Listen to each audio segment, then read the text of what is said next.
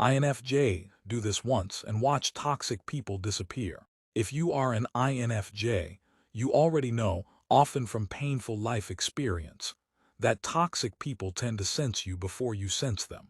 It's almost as if they can smell the softness of your spirit, the gentleness of your presence, the willingness you have to see the good in people, long after others have given up. They gravitate toward your emotional intelligence, your empathy, your intuition, and your uncanny ability to understand what someone needs even when they can't articulate it themselves. But this interest is not admiration, not respect, not appreciation. It is appetite. Toxic people, narcissists, emotional parasites, manipulators, chronic victims, drama-driven personalities, sense in you something they cannot create within themselves. A source of emotional nourishment, a grounding force, a calming presence, a meaning maker, a healer, a mirror that reflects back to them the version of themselves they wish they were. And because you, as an INFJ, have spent your entire life believing that understanding someone is almost the same as helping them, you often let these individuals walk right through the gates of your guarded, intricate inner world, slipping past your intuition because they know exactly how to mimic vulnerability, how to present themselves as misunderstood, how to activate your compassion before your discernment. They convince you they need you. They convince you you are the only one who gets them. They convince you that your empathy is a lifeline for them. And in your rare INFJ heart, you want to believe that is true because helping people heal, helping people grow, helping people transform, deepening emotional connections. These things aren't just preferences for you. They are your identity. They are part of who you are. But this is where the trap begins. Because toxic people don't want healing, they want energy. They don't want accountability, they want attention. They don't want transformation, they want access. You unknowingly become their emotional oxygen tank, constantly replenishing their ego, their chaos, their instability, while draining your own resources in ways you only realize when it's too late. But all of this is only the surface. The real reason toxic people cling to INFJs runs deeper still, down into the structures of your personality that predispose you to getting entangled with them. INFJs are compassionate, yes.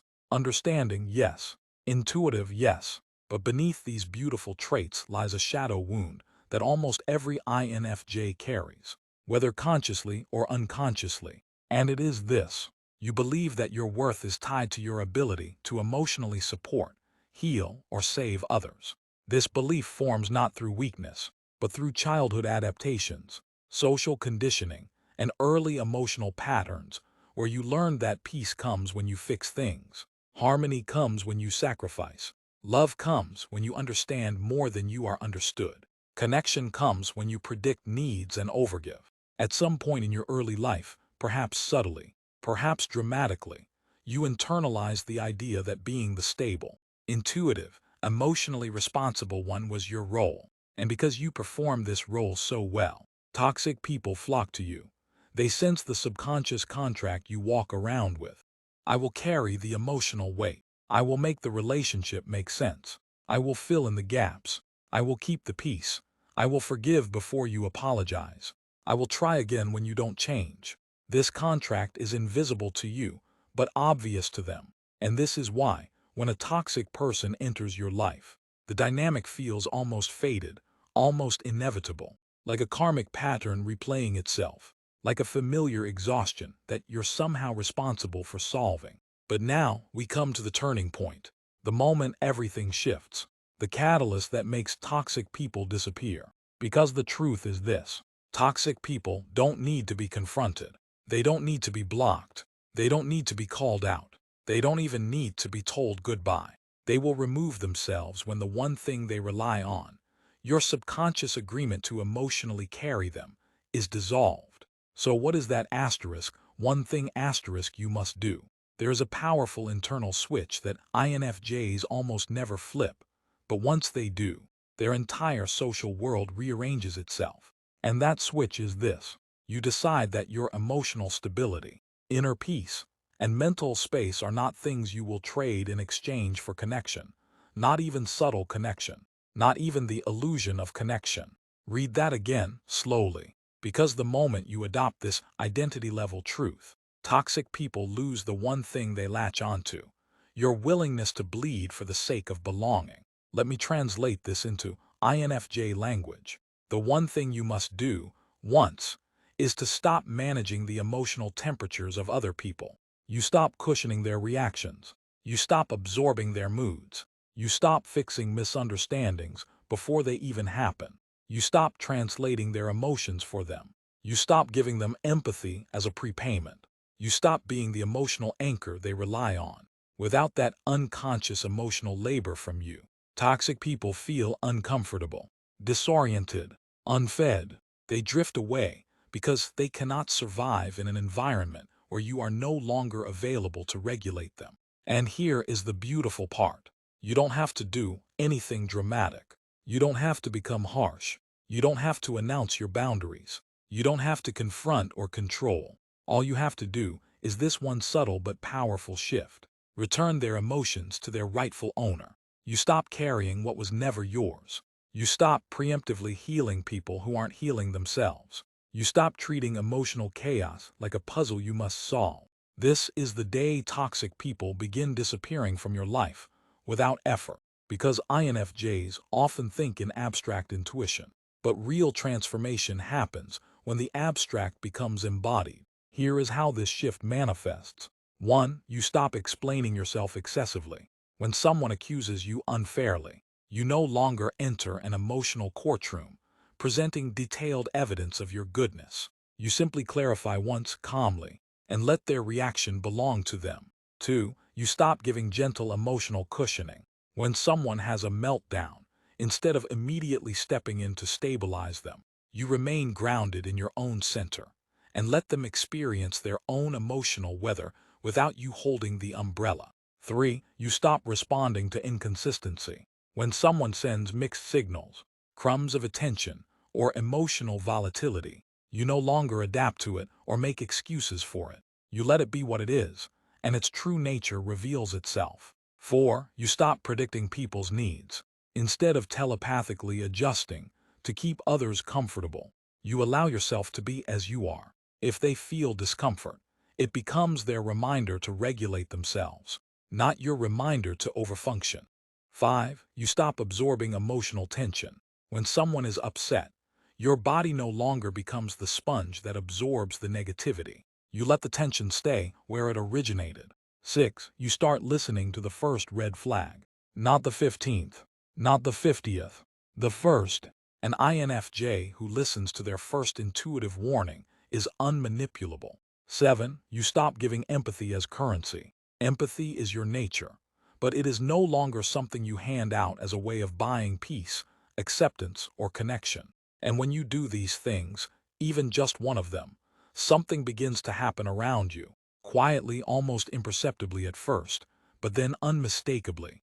Toxic people start distancing themselves, not because you push them away, but because you stopped pulling them in. From a psychological standpoint, toxic personalities rely on two things to stay in your life. 1. Emotional permission. 2. Energetic compliance. Toxic individuals cannot maintain a relationship unless the other person unconsciously agrees to absorb their emotional waste, stabilize their ego, and allow them access to inner resources they refuse to cultivate within themselves. INFJs unknowingly offer this access through 3 subconscious behaviors. You preemptively imagine how someone will react and adjust yourself in advance, preventing their discomfort. You feel their emotions so deeply that you bridge the empathy gap for them, connecting on their behalf. You forgive faster than they apologize, care deeper than they reciprocate, understand people who don't understand themselves, and take accountability for relational dynamics you didn't create. This is the soil toxic people grow in.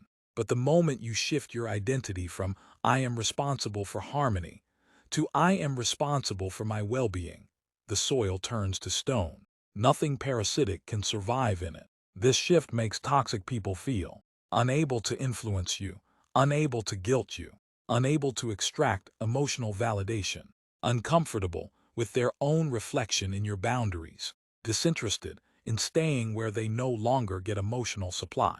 And so they disappear. This is the part most INFJs don't admit out loud, but feel deeply. You fear that if you stop overgiving, over-explaining, over-empathizing, or over-understanding, people will leave. And yes, some will, but it will only be the ones who were taking advantage of you in the first place. Healthy people don't leave when you stop self-sacrificing. Healthy people appreciate it. Healthy people meet you halfway. Healthy people respect emotional boundaries. Healthy people don't require manipulation or guilt to stay connected. The only people who disappear when you stop performing emotional labor are the ones who were using you. And that is the gift. That is the filtering. That is the cleansing. That is the moment the INFJ heart becomes aligned with self-worth rather than self-sacrifice. Imagine an INFJ named Maya. Her entire life she has been surrounded by people who need her, friends who constantly vent, partners who rely on her emotional intelligence to compensate for their own immaturity, coworkers who expect her to step in, family who use guilt as currency. Maya never says no. She is always understanding, always forgiving, always providing emotional stability. But over time, she begins to feel a heaviness in her spirit, a kind of quiet exhaustion that grows like a shadow behind her smile. One day, during a moment of rare clarity, she says to herself, "I can't keep doing this.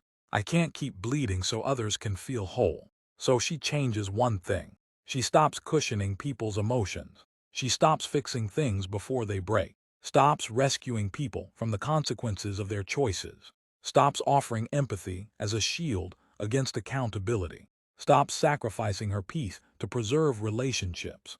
And at first, the people around her react. Some become irritated because she's no longer emotionally available on demand. Some become confused because she no longer absorbs their moods. Some become distant because they can no longer extract validation. Some become angry because they feel entitled to her emotional labor. But she doesn't bend. She doesn't return to the old pattern. She simply stays grounded in her new identity. And slowly, something astonishing happens. Toxic people drift away. Their hooks no longer work. Their manipulation no longer lands. Their neediness no longer finds purchase. But the people who value her deeply, authentically, genuinely stay. Respect her. Meet her halfway. Evolve alongside her. Maya becomes an INFJ, no longer drained by connection, but nourished by it. And this is what will happen to you when you make this shift, when you stop being an emotional caretaker and start being an emotional equal. Your inner world expands in ways you cannot imagine. Here is what begins to change. 1. Your intuition becomes sharper. Without the fog of emotional labor, you sense people's true intentions faster and more accurately. 2. You feel lighter. The emotional weight you carried for others dissolves, and the relief feels almost spiritual. 3. Your boundaries become self-maintaining. You no longer need to fight for space. Your energy naturally repels those who would drain it. 4. You attract healthier people. When you stop broadcasting the frequency of "I will fix you," you begin attracting people who don't need fixing. 5. You reclaim your time. Without endless emotional caretaking, you have space for creativity, introspection, learning, and rest. 6. Your relationships deepen because they are based on mutual respect, not invisible labor. 7. You feel more like yourself, not the version of yourself shaped by others' needs, but the INFJ you were before the world weighed you down. If you are listening to this and thinking, "But I don't want to hurt people. I don't want to seem cold. I don't want to be misunderstood," let me tell you something from the deepest place of truth. You are not cold. You are not harsh. You are not hurting anyone. You are allowing other people to stand on their own emotional feet. You are allowing yourself to honor your boundaries, your dignity, your peace, and your mental health. You are choosing alignment over exhaustion, self-respect over self-sacrifice, authenticity over appeasement. And that choice, that single, identity-level decision, is the moment toxic people disappear. They don't leave because you rejected them. They leave because you stopped abandoning yourself. INFJ, the world has praised your compassion while ignoring your exhaustion. It has admired your empathy while exploiting your silence. It has taken your understanding while giving little in return. But you, the depth of your mind, the softness of your heart, the intensity of your intuition. You deserve relationships that are balanced, reciprocal, mutual, and nourishing. So today, adopt this identity. I no longer carry emotional responsibility that does not belong to me. Say it to yourself. Write it down. Breathe it in. This is the one thing, the single shift, that will cause toxic people to exit your life naturally and permanently. Not through conflict, not through fear, not through withdrawal, but through alignment. And once they are gone, your inner world becomes a sanctuary, a space for creativity, for peace, for soulful connections, for purpose, for the life you always knew you were meant to live. You deserve that life. You deserve that peace. You deserve that freedom. And once you choose it once, your entire world begins to change.